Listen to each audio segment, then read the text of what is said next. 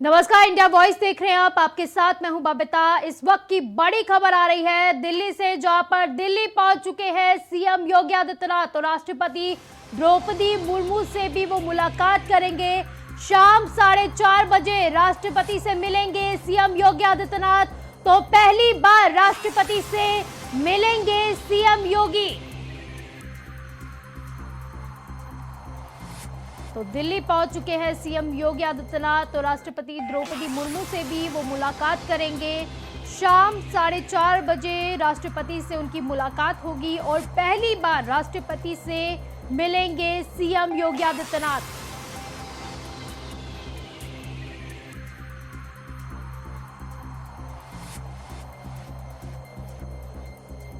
तो इसी पर ज्यादा जानकारी के लिए हमारे संवाददाता नितिन हमारे साथ जुड़ गए हैं। नितिन, दिल्ली पहुंच चुके हैं सीएम योगी आदित्यनाथ और राष्ट्रपति द्रौपदी मुर्मू से भी मुलाकात करेंगे।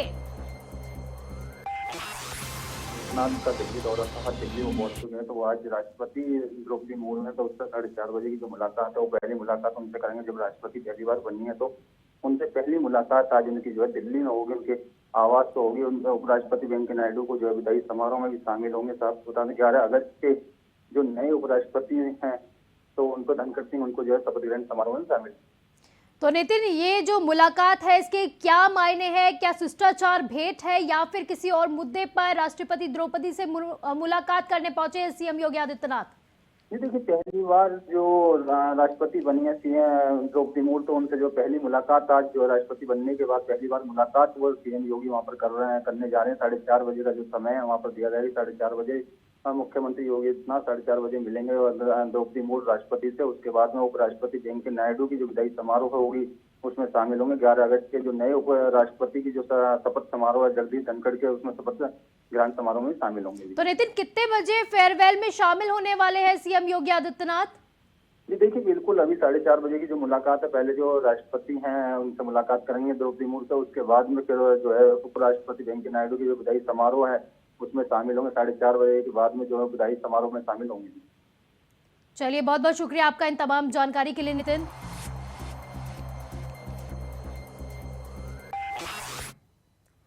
तो वही लखनऊ से बड़ी खबर, स्वतंत्र देव सिंह ने इस्तीफा दे दिया है। विधान परिषद में नेता सदन के पद से उन्होंने इस्तीफा दे दिया है। तो कार्यकाल से पहले ही स्वतंत्र देव सिंह ने अपने पद से इस्तीफा दे दिया है। डिप्टी सीएम केशव प्रसाद मौर्य बने हैं विधान परिषद के नेता सदन। तो विधान परिषद के नेता सदन से स्वतंत्र देव सिंह ने इस्तीफा दिया है। तो विधान परिषद में नेता सदन के पद से उन्होंने इस्तीफा दे दिया है। तो डिप्टी सीएम केशव प्रसाद मौर्य बने हैं विधान परिषद के नेता सदन। तो इसी पर ज्यादा जानकारी के लिए हमारे संवाददाता प्रियम हमारे साथ जुड़ गए हैं। तो प्रियम, काफी बड़ी ये खबर है, स्वतंत्र देव सिंह ने इस्तीफा दे दिया है। तो विधान परिषद में नेता सदन के पद से उन्होंने इस्तीफा दे दिया है। तो कार्यकाल से पहले ही स्वतंत्र देव सिंह ने इस्तीफा दिया है। तो ज्यादा जानकारी के लिए हमारे संवाददाता प्रियम जुड़ चुके हैं। तो प्रियम, स्वतंत्र देव सिंह ने इस्तीफा दे दिया है विधान परिषद में नेता सदन के पद से। बिल्कुल, देखिए आज स्वतंत्र सिंह जो प्रदेश सरकार में जल शक्ति मंत्री भी हैं और विधान परिषद के सदस्य हैं और अभी तक वो विधान परिषद में नेता सदन भी थे। आज उन्होंने अपने नेता सदन के पद से जो है वो त्याग दिया है।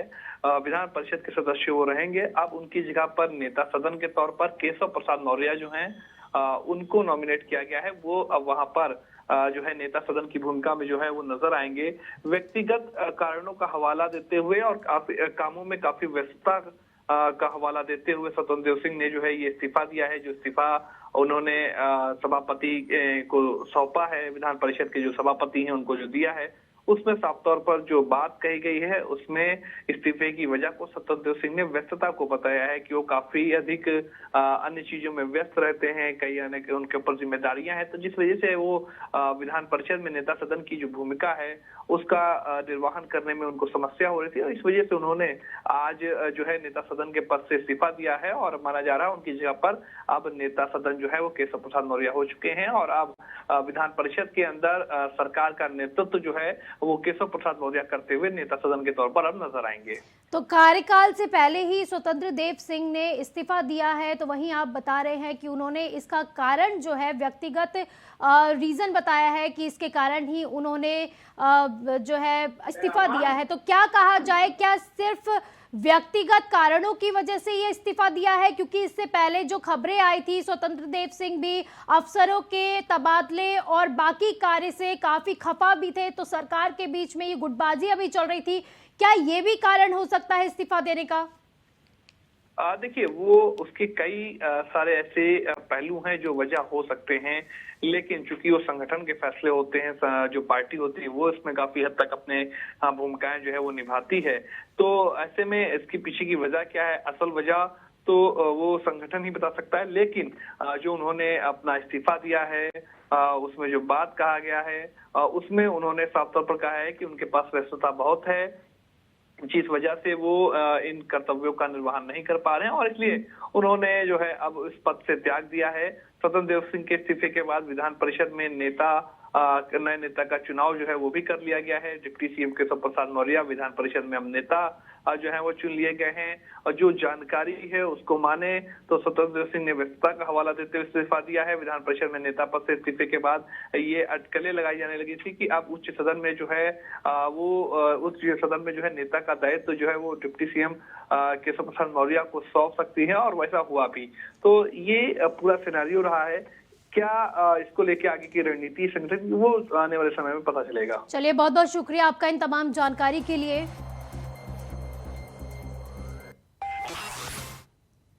तो वहीं बिहार में बीजेपी और जेडीयू का गठबंधन टूटने के बाद एक बार फिर से महागठबंधन की सरकार बन गई है। तो राजभवन में नीतीश कुमार ने मुख्यमंत्री तो तेजस्वी यादव ने उप मुख्यमंत्री पद की शपथ ले ली है। तो वहीं महागठबंधन की सरकार बनने के बाद राज्यसभा सांसद सुशील मोदी ने नीतीश कुमार पर हमला बोलते हुए कहा कि नीतीश कुमार झूठ बोल रहे हैं कि बिना उनसे पूछे आरसीपी सिंह को मंत्री बनाया गया था।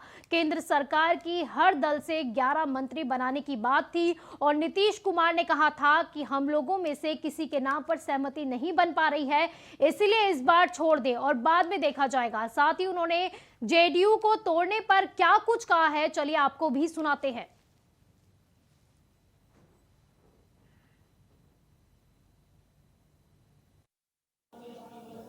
मित्रों, एक तो ये झूठा प्रचार किया जा रहा है, कि आरसीपी सिंह को बिना नीतीश कुमार की सहमति के केंद्र में मंत्री बना दिया गया। आप तो हमारे सहयोगी दल थे, अगर आपको हम तोड़ भी देते मान लीजिए तो सरकार कैसे बनती? क्योंकि हम तो केवल 74 या 75 थे और सरकार बनाने के लिए 46 चाहिए था। तो पूरी जनता दल यू आती तभी ना कुछ हो सकता था, तो भी बहुमत नहीं होता। और देखिए, बीजेपी ने आज तक कभी किसी को धोखा नहीं दिया। हमने नीतीश जी को एक बार नहीं 5 बार बिहार का मुख्यमंत्री बनाया, 5 बार। राष्ट्रीय जनता दल ने 2 बार बनाया। तो वहीं बिहार में नई सरकार के गठन के बाद नवादा में जेडीयू के पूर्व विधान परिषद सलमान रागिब ने विजय जुलूस निकाला। इस जुलूस में सैकड़ों की संख्या में कार्यकर्ता हाथ में पार्टी का झंडा लेकर शामिल हुए। तो वहीं इस जुलूस में आपका प्रधानमंत्री कैसा हो, नीतीश कुमार जैसा हो के भी नारे लगाए गए।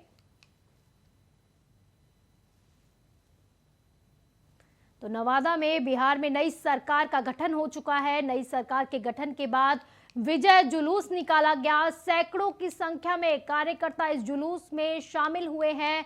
तो वहीं जुलूस में कार्यकर्ताओं ने नारे लगाए कि आपका प्रधानमंत्री कैसा हो, नीतीश कुमार जैसा हो।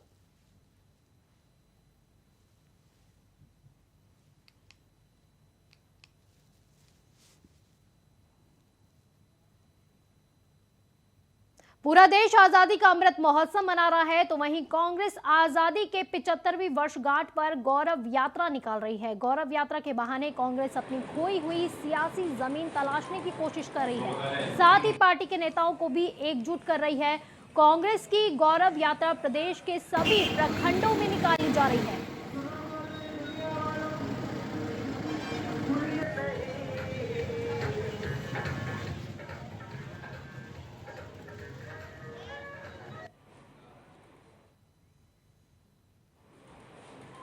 वही गौरव गाथा का प्रतीक है हमारा गौरव यात्रा। क्या 2024 है? देखिए, हमें लगता है कि लोकतंत्र में जीत और हार ये चलते रहा है, तो कहीं न कहीं जीत हार से ना तो हम धैर्य खोए और ना ही हम जीत के बाद अति उत्साहित हुए।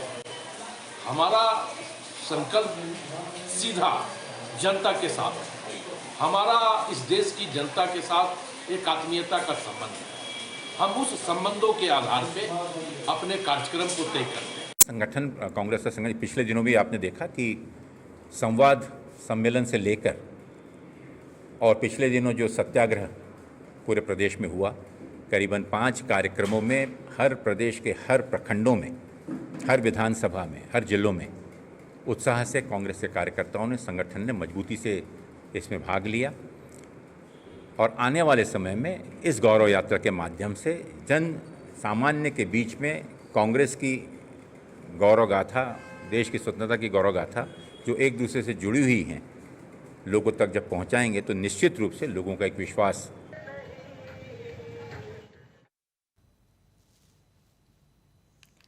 तो जहां एक तरफ बीजेपी की हर घर तिरंगा यात्रा निकल रही है, घर घर तिरंगा यात्रा निकाली जा रही है, ये अभियान शुरू हो गया, तो वहीं दूसरी ओर कांग्रेस ने भी एकजुट करने का लक्ष्य रखा है। तो गौरव यात्रा निकाली गई है। तो आज़ादी की 75वीं वर्षगांठ पर कांग्रेस ने ये गौरव यात्रा निकाली है। पार्टी के नेताओं को एकजुट करने का लक्ष्य रखा गया है। तो इसी पर ज्यादा जानकारी के लिए चित्तरंजन कुमार हमारे साथ जुड़ गए हैं, हमारे संवाददाता। तो चित्तरंजन, एक तरफ देखा जा रहा है बीजेपी के हर घर तिरंगा यात्रा निकाली जा रही है, तो वहीं दूसरी ओर कांग्रेस ने भी अपनी गौरव यात्रा निकाल ली है। जी बिल्कुल, जिस तरीके से अगर 2024 की चुनाव की बात की जाए तो कांग्रेस अभी से ही चुनावी मोहर में, चुनावी समर में उतर चुका है और उसी के एक तरह से वो कहा जाए तो उसी की तैयारी कांग्रेस पूरे देश भर में कर रही है। पूरे देश भर में आजादी की 75वीं वर्षगांठ को लेकर पूरे देश भर में गौरव यात्रा भाजपा, माफ कीजिएगा, कांग्रेस निकाल रही है।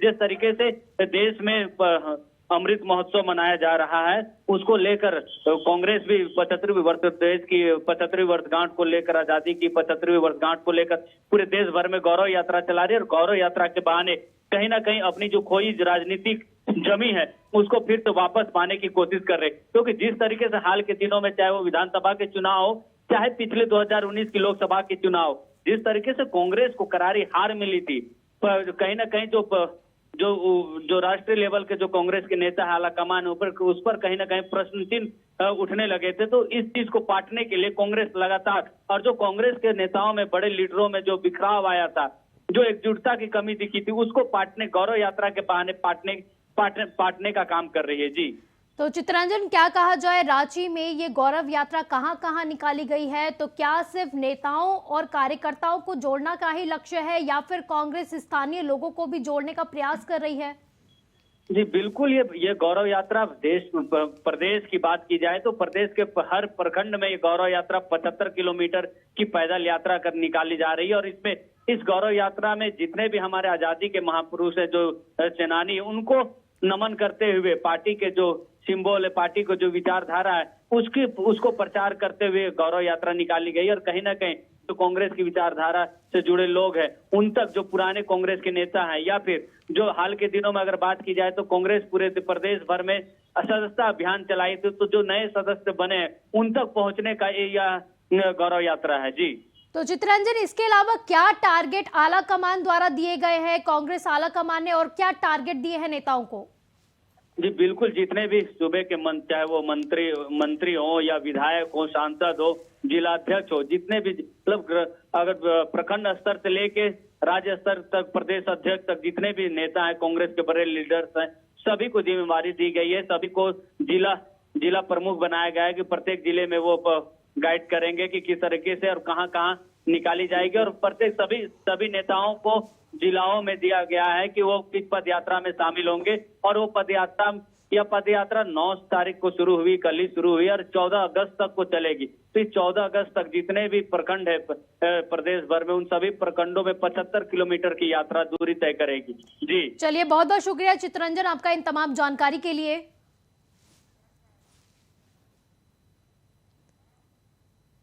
तो वहीं झारखंड के मुख्यमंत्री हेमंत सोरेन के 47वें जन्मदिन पर जेएमएम कार्यकर्ताओं ने मुख्यमंत्री आवास पर 47 पाउंड का केक काटा और उन्हें बधाइयां दी। तो इस दौरान कार्यकर्ताओं ने उन्हें उपहार देते हुए उनके दीर्घायु की कामना भी की। तो वहीं इस दौरान मुख्यमंत्री आवास पर ढोल नगाड़े की धुन पर राज्यसभा सांसद महुआ माझी थिरकती हुई दिखाई दी। तो इस मौके पर मुख्यमंत्री ने लोगों की बधाई स्वीकार की, तो वहीं सबके साथ सेल्फियां भी खिंचवाई। तो मुख्यमंत्री हेमंत सोरेन ने बिहार में नई सरकार के गठन को लेकर भी बधाई दी है।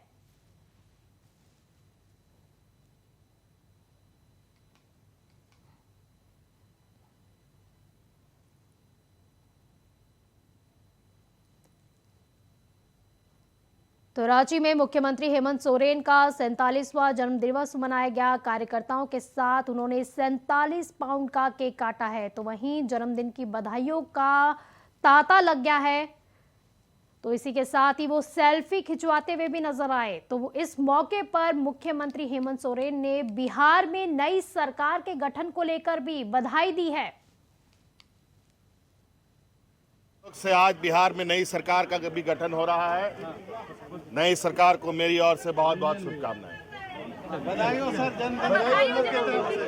और तो वहीं कानपुर देहात के रूरा थाने के चिलौली गांव में दबंगों की बर्बरता का वीडियो वायरल हो रहा है। तो वीडियो में हाथों में कुल्हाड़ी और डंडा लिए दबंग दलित महिला और उसके पति को बेरहमी से पीटते हुए दिखाई दे रहे हैं। आपको बता दें कि गांव के बीचों बीच चौराहे पर महिला और उसके पति को दबंगों ने मारकर बेहाल कर दिया। तो वहीं आसपास खड़े ग्रामीण मूक दर्शक बने हुए इसे पूरे दृश्य को देखते रहे। तो सूचना मिलने पर पुलिस भी मौके पर पहुंच गई और हल्की धाराओं में मुकदमा दर्ज करके अब पुलिस जांच में जुट गई है।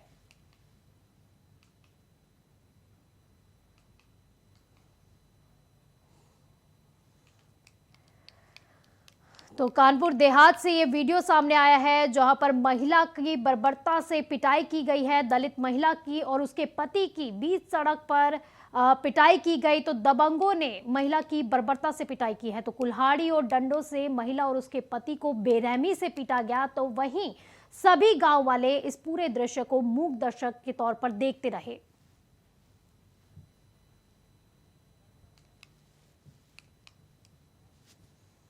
तो वहीं मुजफ्फरनगर में पुलिस और बदमाशों के बीच मंगलवार की देर शाम उस समय मुठभेड़ हो गई जब पुलिस ने मुखबिर की सूचना पर दिल्ली देहरादून नेशनल हाईवे 58 पर स्थित बागों वाली चौकी पर चेकिंग अभियान चलाया। तो बाइक सवार एक व्यक्ति को जब पुलिस ने रोकने की कोशिश की तो बदमाश ने पुलिस पर फायरिंग कर भागने का प्रयास किया, जिस पर पुलिस ने भी घेराबंदी करते हुए जवाबी फायरिंग कर दी। तो इसमें एक बदमाश पुलिस की गोली लगने से घायल हो गया है, जिसे अस्पताल में भर्ती कराया गया है। तो वहीं बदमाश को इलाज के लिए अस्पताल में भर्ती कराने के साथ ही पुलिस ने उससे एक तमंचा और कारतूस सहित एक संदिग्ध मोटरसाइकिल और लूटा हुआ मोबाइल फोन और नकदी बरामद की है।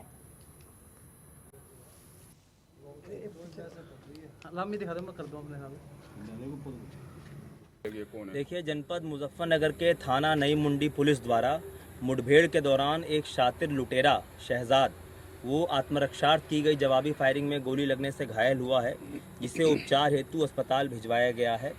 और आपको अवगत करा दें, 6 अगस्त को थाना नई मंडी क्षेत्र के गांधीनगर कॉलोनी में इस बदमाश के द्वारा अपने अन्य साथियों के साथ मिलकर एक बुजुर्ग दंपत्ति को बंधक बना के उनके साथ लूट की घटना कारित की गई थी। थाना नई मंडी पुलिस और एसओजी टीम द्वारा कार्रवाई करते हुए अनावरण करते हुए 4 अपराधियों को ऑलरेडी जेल भेजा जा चुका है इस घटना में, जिसमें ये वांछित चल रहा था शहजाद। इसको आज जो है थाना नई मुंडी पुलिस द्वारा अभी पुलिस मुठभेड़ में गिरफ्तार किया गया है। तो वहीं रायबरेली में बीजेपी युवा मोर्चा ने तिरंगा बाइक रैली निकाली। तो राज्य मंत्री वीरेंद्र तिवारी की अध्यक्षता में ये बाइक रैली निकाली गई। सैकड़ों की संख्या में युवा तिरंगा बाइक रैली में शामिल हुए।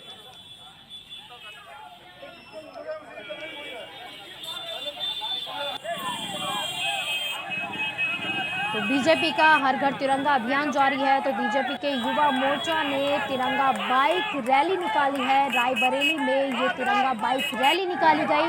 राज्य मंत्री वीरेंद्र तिवारी की अध्यक्षता में बाइक रैली को निकाला गया। ये किस तरह का कार्यक्रम किया गया है, क्या सब? भारत के प्रधानमंत्री माननीय नरेंद्र मोदी जी ने आज़ादी का अमृत महोत्सव मनाने का देश की जनता से आह्वान किया था। हमारा देश आज़ादी की 75वीं वर्षगांठ मना रहा है।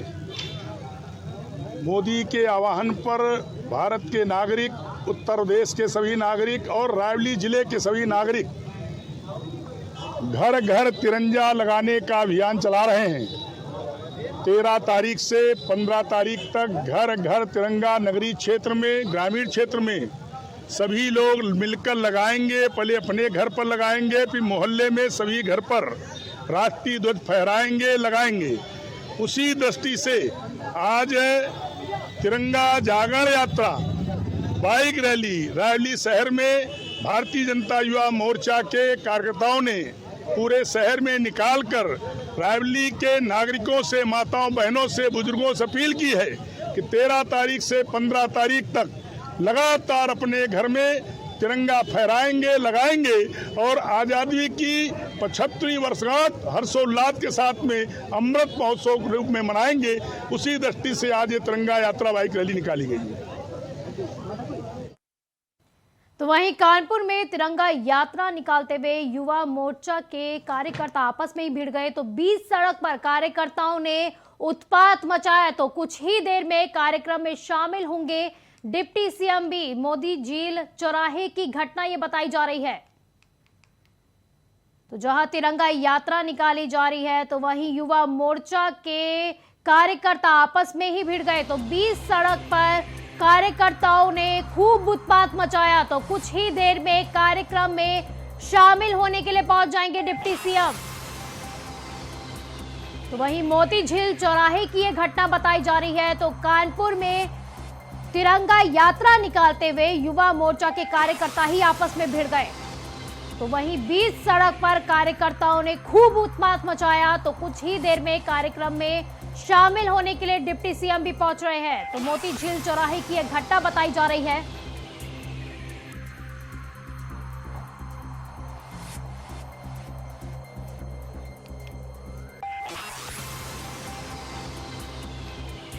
तो कानपुर की यह घटना है, मोती झील चौराहे की यह घटना है जहां पर युवा मोर्चा के तिरंगा यात्रा निकालते हुए युवा मोर्चा के कार्यकर्ता आपस में ही भिड़ गए। तो बीच सड़क पर कार्यकर्ताओं ने खूब उत्पात मचाया और कुछ ही देर में कार्यक्रम में डिप्टी सीएम भी शामिल होने वाले हैं।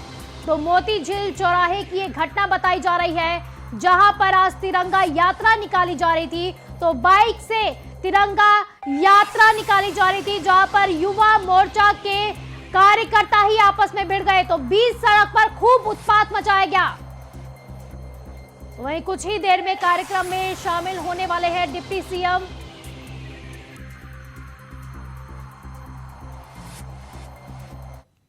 तो वहीं नुपुर शर्मा को सुप्रीम कोर्ट से बड़ी राहत मिली है। कोर्ट ने सभी केस दिल्ली में ट्रांसफर कर दिए हैं। तो नुपुर शर्मा से जुड़ी हुई बड़ी खबर, नुपुर शर्मा को सुप्रीम कोर्ट से बड़ी राहत मिली है। तो कोर्ट ने सभी केस को दिल्ली में ट्रांसफर कर दिया है।